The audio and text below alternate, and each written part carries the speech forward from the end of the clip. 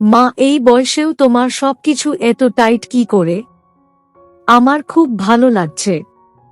নিজের ছেলের মুখে এমন কথা শুনে আমি মুচকি হাসি দিয়ে বললাম, ধুর পাগল, অনেক দিন কাজ করিনি দেখে হয়তো এমন লাগছে। কাজ করলে আবার ঠিক হয়ে যাবে।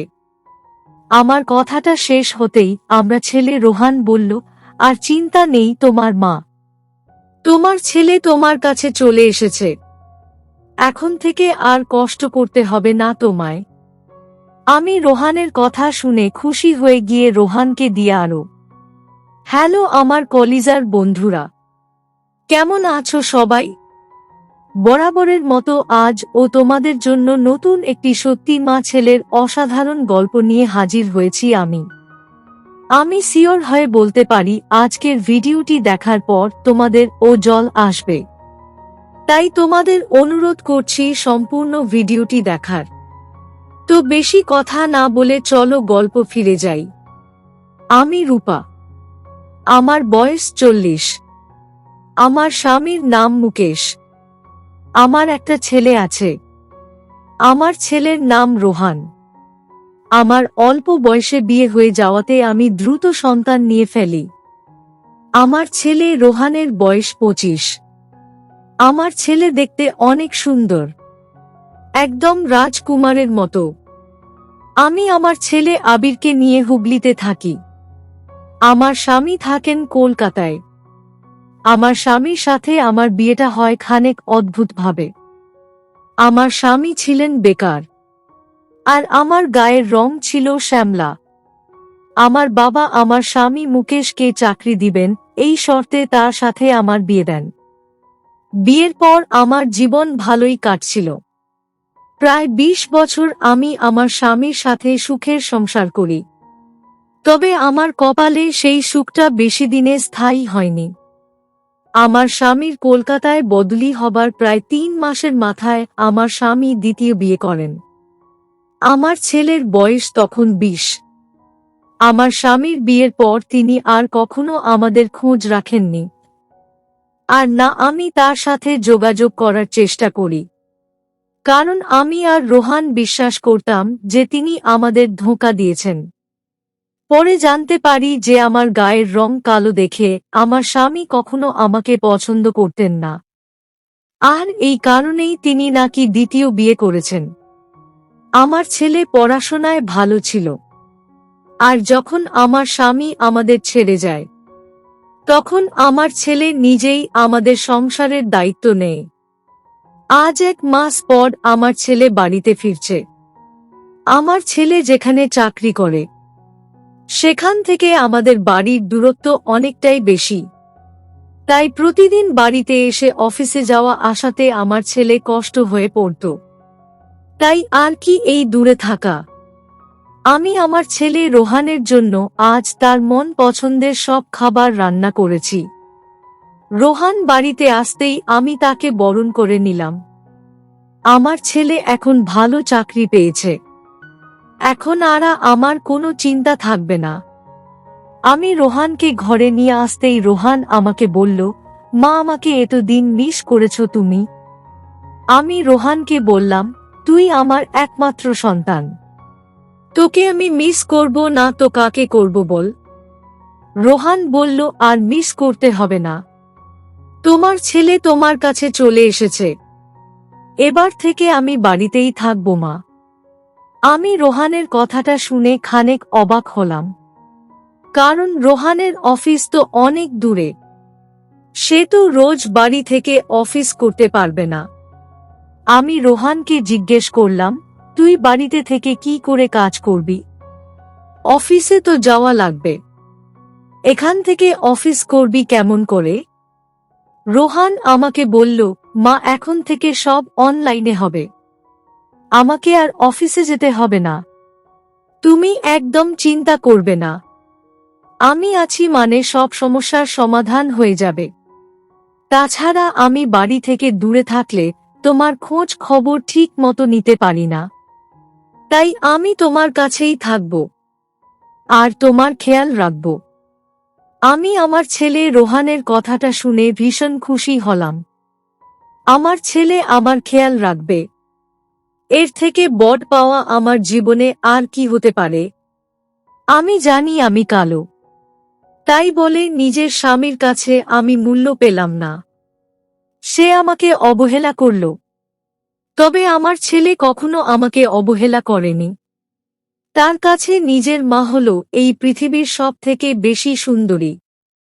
আমি রোহানের অফিসের কথা শুনে বেশ খুশি হলাম। আর মনে মনে বললাম, ভগবান আমার কথা শুনেছে হয়তো। তা না হলে আমার ছেলেকে এত অল্প সময় এমন করে সফলতা দিতেন না। আমি সব সময় আমার ছেলের জন্য ভগবানের কাছে প্রার্থনা করি। আমার ছেলে বাড়িতে থাকলে আমি আমার স্বামীর শূন্যতা অনুভব করি না।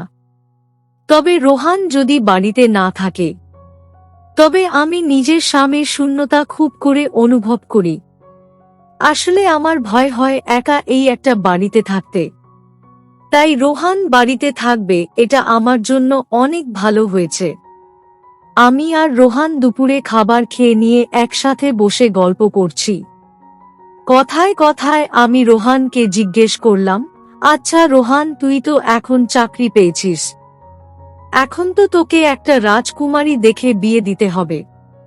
আর কতকাল এমন করে থাকবি বল?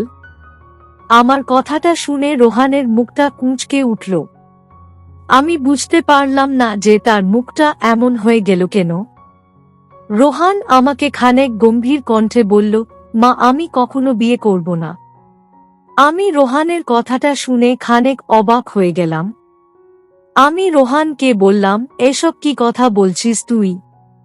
বিয়ে করবি না মানে? প্রতিটা বাবা মা চায় তাদের ছেলে মেয়ের উপযুক্ত বয়স হলে বিয়ে করাতে। আমিও তাই চাই। তুই বিয়ে কেন করবি না বাবা? রোহান একটা দীর্ঘশ্বাস ফেলে বলল, মা, আমি নিজের চোখে দেখেছি তুমি আমাকে কতটা কষ্ট করে পড়াশোনা করিয়েছ, আমার কতটা খেয়াল রেখেছ। কখনো সুখ করার সুযোগ হয়ে ওঠেনি তোমার। এখন যদি আমিও বিয়ে করে ফেলি, তবে তোমার সুখ হবে কখন মা? আমি আমার ছেলের কথা শুনে মুচকি হেসে বললাম, খোকা, আমি জানি তুই আমাকে নিয়ে অনেক চিন্তা করিস। তবে বাবা, তোর নিজের ও তো একটা শখ ইচ্ছে থাকতে পারে। আমার ইচ্ছা তোকে খুশি দেখা, আর কিছু না।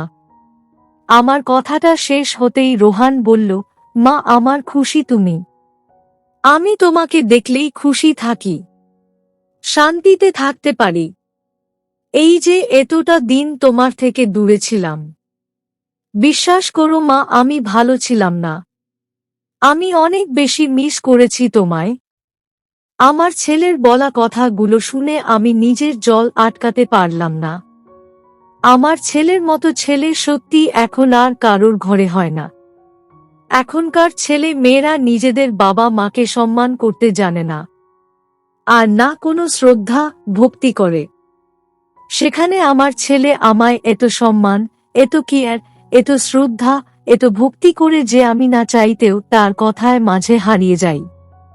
আমি রোহানকে খানিক মজা করে বললাম, আমি কি দেখতে সুন্দরী নাকি?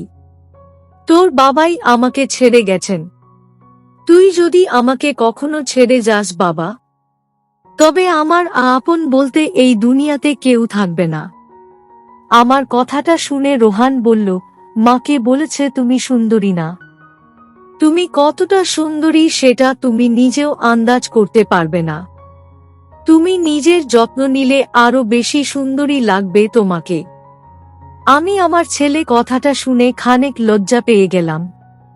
আমি রোহানের কান ধরে রোহানকে বললাম, ওরে আমার পাকা ছেলে একটা, সব সময় পাকা পাকা কথা। এত পাকা কথা কোথা থেকে শিখেছিস তুই? রোহান আমাকে বলল, কোথায় পাকা কথা বলেছি মা? আমি সত্যি কথাই বলেছি। আমি রোহানকে বললাম, এখন আর বেশি কথা না বলে চলে একটু বিশ্রাম নিয়ে নে। এতদিন তো নিজের খেয়াল রাখতে পারিস নি কাজের চাপে। এখন বাড়িতে ফিরেছিস, এখন বিশ্রাম করে নে। আমি রোহানকে তার ঘরে পাঠিয়ে দিয়ে নিজের ঘরে চলে আসলাম। আমি নিজের ঘরে এসে আয়নার সামনে দাঁড়ালাম। আমি খুব একটা আয়না দেখি না, তবে আজ রোহানের কথা শুনে আমি আয়নার সামনে এসে দাঁড়িয়েছি। আয়নার সামনে দাঁড়িয়ে নিজেকে একটু দেখার প্রচেষ্টা করছি। আমি আয়নাতে নিজেকে দেখে খানিক চমকে গেলাম। আমি আয়নার দিকে এক দৃষ্টিতে তাকিয়ে আছি, আর আমার ছেলে রোহানের কথা ভাবছি। রোহান যা বলেছে তা তো সত্যি। আমাকে তো দেখতে এখনো বেশ ভালোই দেখা যাচ্ছে।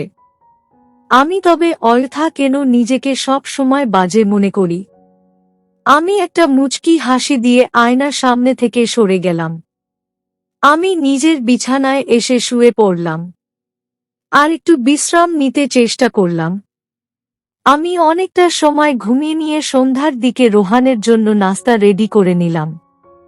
আমি রোহানের জন্য নাস্তা রেডি করে রোহানের ঘরে যেতেই দেখতে পেলাম রোহানের হাতে বর্তমানের মডার্ন মেয়েদের অনেকগুলো জামা কাপড়। আমি রোহানের কাছে এত জামা কাপড় দেখে খানিক অবাক হয়ে রোহানের কাছে গিয়ে রোহানকে জিজ্ঞেস করলাম, খোকা, এসব কার জন্য নিয়েছিস? কাউকে দিবি নাকি গিফট হিসেবে? রোহান আমার কথা শুনে বলল, আরে মা, এসব কাকে আমি গিফট করব? আমি এই জামাগুলো তোমার জন্য নিয়ে এসেছি। আমার অফিসের বস আছে না, তিনি আর তুমি একদম সেইম বয়সের। উনি সব সময় স্মার্ট থাকেন, দেখতে ও কত ভালো লাগে। আর এইদিকে এক আছো তুমি, মানে সারা জীবন আনস্মার্ট হয়ে থাকো। এই কারণেই মা তোমার কোনো উন্নতি হচ্ছে না। আমি রোহানের কথা শুনে হেসে ফেললাম। আমি রোহানকে বললাম, শোন, বিধাতা আমাকে যেমন করে বানিয়েছেন আমি তাতেই খুশি। ওসব স্মার্ট হয়ে কি হবে? রোহান বলল, মা, আমি এত কথা বুঝি না। যুগের সাথে তাল মিলিয়ে চলতে হবে তোমায়। এই নাও, এই শাড়িটা তোমার। এই সব জিনিস আজ থেকে তুমি পরবে। ঠিক আছে মা। আমি আমার ছেলের উপহারগুলো দেখে খুব খুশি হলাম। আমি রোহানকে বললাম, আরে পাগল, আমার জন্য এত খরচ করার কি আছে? তাছাড়া আমার পেছনে বাজে খরচ না করে তুই নিজের জন্য কিছু নিতে পারতিস তো। রোহান আমার কথা শুনে বলল, মা, তুমি না সত্যি কিছুই বোঝো না।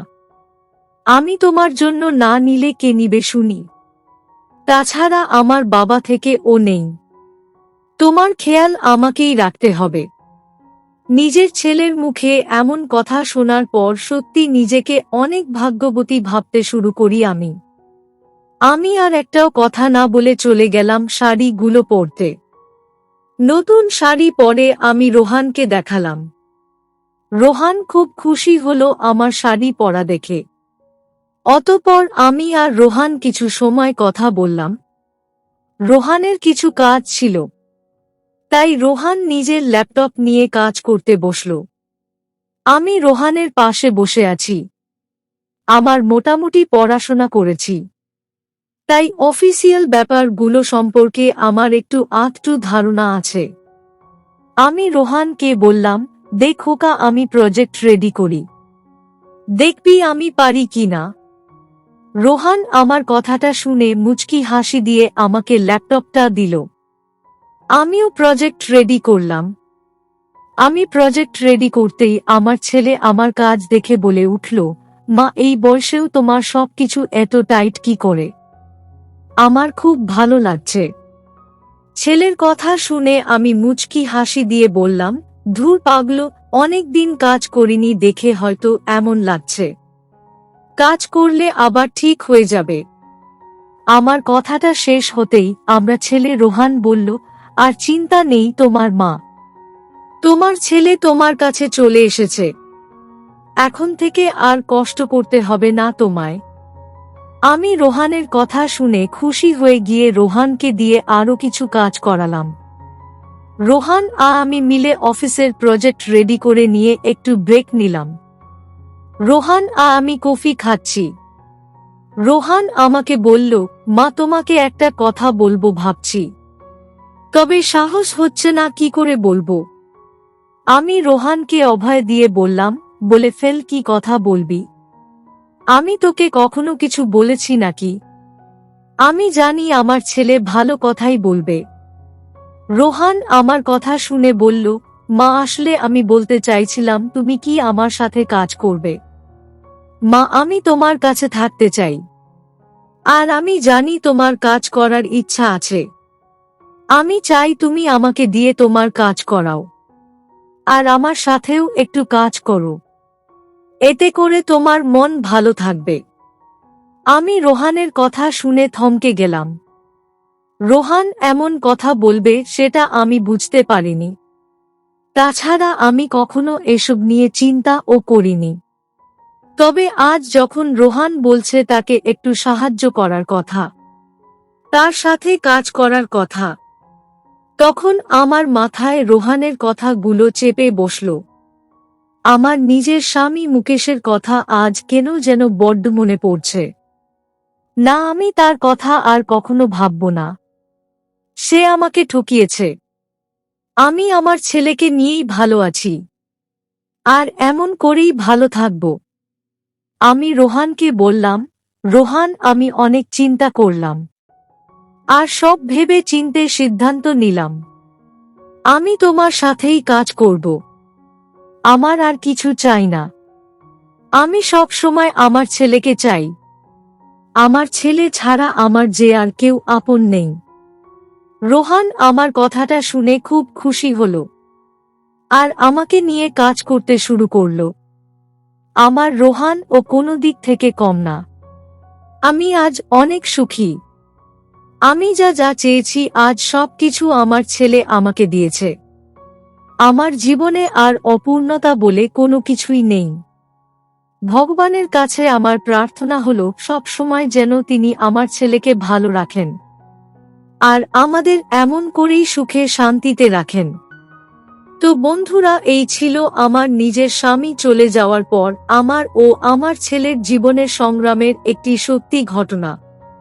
তোমাদের কেমন লাগলো আজকের গল্পটা? অবশ্যই কমেন্টে জানাবেন। প্রিয় বন্ধুরা, তোমাদের জন্য অনেক কষ্ট করে ভিডিও বানাই।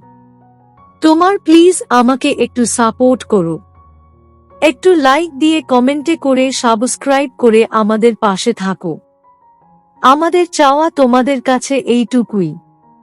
তো বন্ধুরা, আজকের ভিডিওটি এখানেই শেষ করলাম। দেখা হবে আগামীকাল নতুন একটি ভিডিও নিয়ে। সে পর্যন্ত সবাই ভালো থাকবেন। ধন্যবাদ।